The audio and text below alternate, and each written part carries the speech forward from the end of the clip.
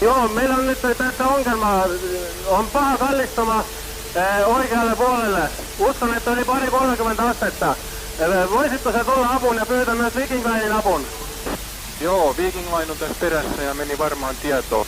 Ja voitko antaa sun position? Siis meillä meillä on blackout ja emme saa nyt, mä en osaa sanoa sitä Okei, selvä. Ryhdytään toimimaan. Hiljaa Ruuka Mariella.